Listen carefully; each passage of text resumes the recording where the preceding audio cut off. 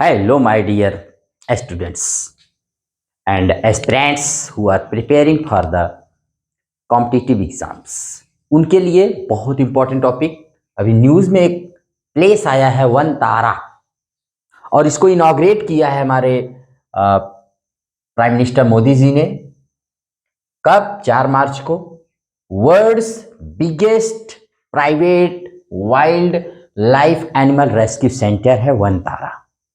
तो बस क्वेश्चन आता है वन तारा, बस मोस्टली क्वेश्चन आएगा ये प्लेस है, तो पूछा जाएगा ये है कहाँ, where is Vantara. Recently in the news, जो न्यूज में रहा, चर्चा में रहा, तो आप इसको बता सकते हैं कि वन तारा जो है गुजरात में जामनगर रिफाइनरी कॉम्प्लेक्स के भीतर स्थित 3000 एकड़ से ज्यादा में फैला हुआ एक आश्रय स्थल है। यह घायल, संकटग्रस्त और लुप्त जीवों का आश्रय स्थल है। यह घायल, संकटग्रस्त और लुप्त प्राय जीवों का घर है, आश्रय स्थल है। यह एक तरह ऐसे जानवरों का ही अभ्यारण्य है। अगर और बताना है तो आपको, Vantara is an animal rescue centre located in Jamnagar, Gujarat में स्थित है। It is the world's largest private rehabilitation and conservation centre. यह दुनिया का सबसे बड़ा private rehabilitation and conservation centre है। The centre provides medical care, rehabilitation and long term well-being for injured, endangered and endangered animals।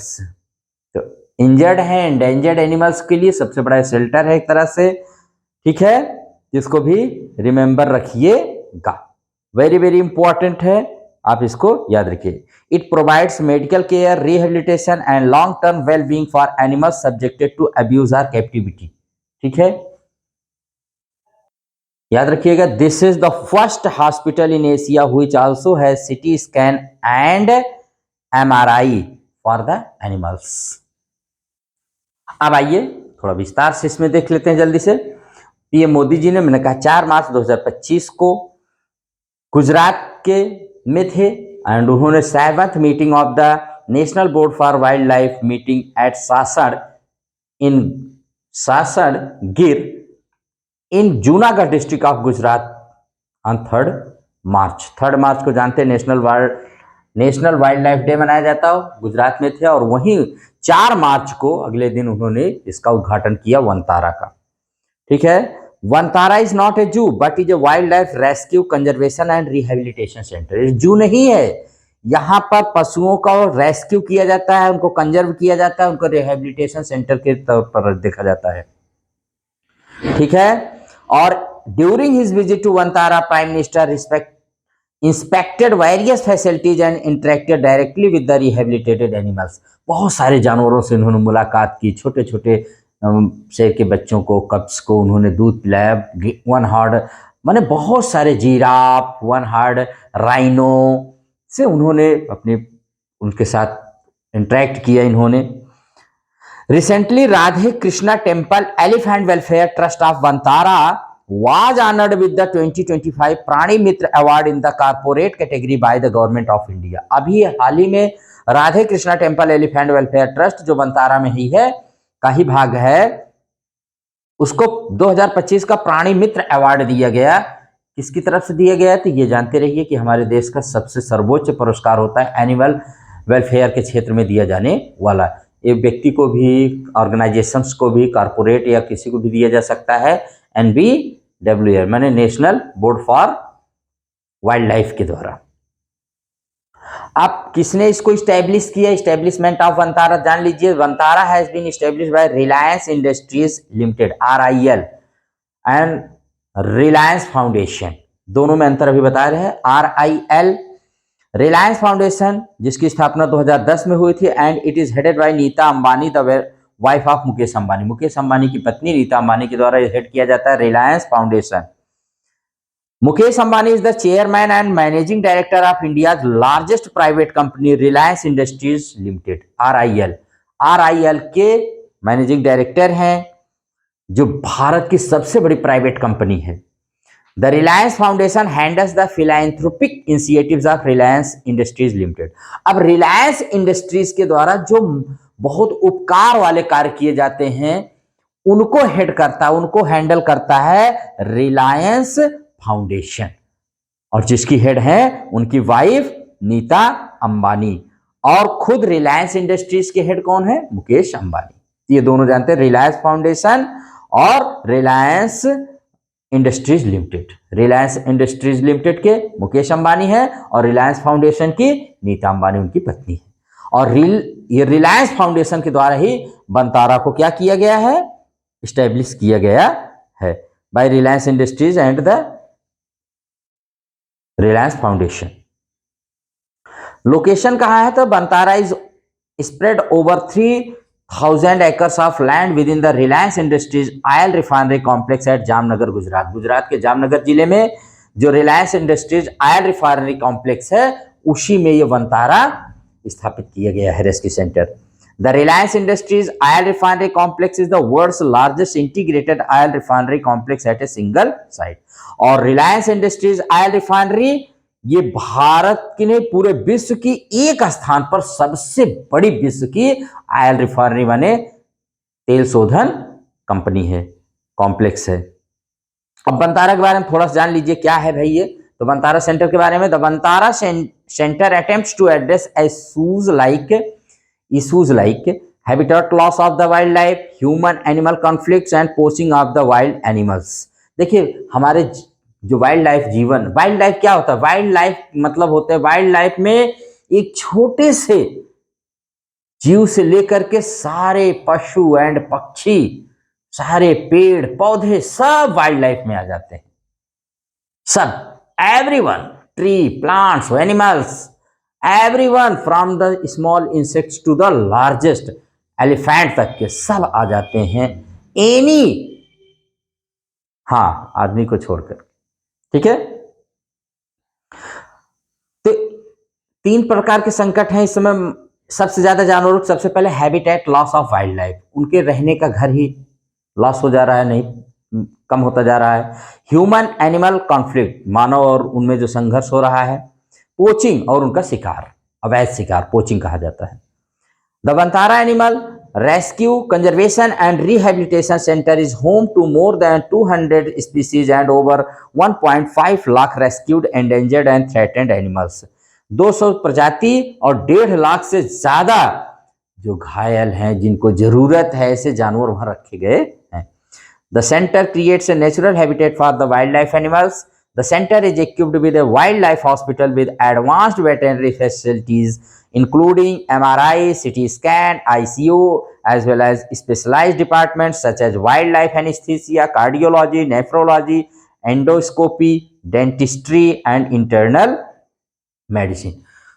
इतनी सारी सुविधाओं से युक्त है ये वनतारा रेस्क्यू सेंटर। मतलब जितनी सुविधाएं मानव के हॉस्पिटल में पाई जाती है, all the facilities are providing for the animals also. बहुत है, बहुत बहुत धनी के माने धन्यवाद के पात्र हैं। Many many thanks to Ambani families की, उन्होंने वाइल्ड लाइफ के बारे में सोचा और ऐसे सेंटर वनतारा को बनाया। वास्तव में वनतारा जानवरों के लिए एक तारा ही है। और it has the world's largest hospital for elephants. इसी वनतारा में हाथियों का विश्व का सबसे बड़ा हॉस्पिटल है। The conservation programmes at centre focus on the Asiatic lion, one horn rhino and snow leopard. 3 पर ज्यादा फोकस किया जाता है, Asian lion, one horn rhino and snow leopard पर। बाकी बहुत सारे जीव वहां पर हैं। तो यही इसी का उद्घाटन अभी वहां पर हमारे माननीय प्रधानमंत्री जी खुद आते हैं भाई, वहीं से मेहसाणा जिले के वलसाड से। हाँ, लेकिन याद रखिएगा कि ये सांसद यूपी से हैं, प्रधानमंत्री यूपी कहे जाएंगे, बट नेटिव मूल निवासी तो वहीं के हैं। ठीक है, आइए आपको गुजरात के बारे में कुछ और बता देते हैं जल्दी से। और गुजरात के बारे में जान लीजिए। गुजरात जिसका स्टेट कोड है GJ, अगर कहीं पर GJ लिखा है समझ जाइए गुजरात का ही मैटर है, या किसी गाड़ी के पीछे लिखा हो GJ तो आप जानिए को गाड़ी गुजरात की है, GJ। और इसको भारत की पहली बुलेट ट्रेन कहां से चलेगी? अहमदाबाद से चलेगी मुंबई के बीच में। ठीक है, ये भी जानते रहिएगा। जापान के सहयोग से इसको विकसित किया जा रहा है। 2017 में इसका उद्घाटन हुआ है, अभी बन रहा है, जल्दी ही चलेगी। और यहाँ का सबसे बड़ा जिला, भारत का सबसे बड़ा जिला जो है कच्छ, और वहाँ का कच्छ रणोत्सव जिसे कहा जाता है कि कच्छ नहीं देखा तो कुछ नहीं देखा, सबसे बड़ा जिला है एरिया का, न केवल गुजरात का बल्कि पूरे भारत का। और अहमदाबाद पॉपुलेशन में सबसे बड़ा जिला है गुजरात का, और डांग वहाँ का एरिया और पॉपुलेशन में सबसे छोटा जिला है डांग। जानते रहिए, कुल देयर आर 33 डिस्ट्रिक्ट्स इन अहमदाबाद, और इसको साल्ट स्टेट, लायन स्टेट के उपनाम से भी जाना जाता है, निक नेम से भी जाना जाता है। 1960 में मुंबई, जो पहले बॉम्बे राज हुआ था अंग्रेजों के जमाने में, बॉम्बे को ही 2 स्टेट में बदल करके गुजरातियों के लिए गुजरात और मराठियों के लिए महाराष्ट्र राज्य की स्थापना की गई। यानी जब भाषाई आधार पर, when states were carved या when states were made on the basis of language, तो यही बॉम्बे ही 2 राज्यों में बट गया, Gujarat for Gujaratis and Maharashtra for Marathis. ठीक है, ये आप जानते रहिएगा, मैंने छोटी सी आपको जानकारी दी। अब इसके जिलों को मैं आपको क्रम से बता देता हूं कि आप अल्फाबेटिकली कैसे याद कर लेंगे, बस थोड़ा सा ही है, बहुत इंपॉर्टेंट है, जानते रहिए। तो अहमदाबाद, अमरेली, आणंद, अरावली, बनासकाठा, भारूच, भावनगर, बोटाद, छोटा उदयपुर, दाहोद, डांग, देवभूमि द्वारिका, गांधीनगर, गिर सोमनाथ, जामनगर, जूनागढ़, कच्छ, खेड़ा, महिसागर, और मेहसाणा, मोरबी, नर्मदा, नवसारी, पंचमहल, पाटन, पोरबंदर, राजकोट, साबरकांठा, सूरत, सुरेंद्रनगर, तापी, वडोदरा, वलसाड़, यही 33 जिले हैं जो कि कहां पर स्थित हैं, गुजरात में। मैंने अल्फाबेटिकली आपको बताया है, फिर से चाहे सुन लीजिए।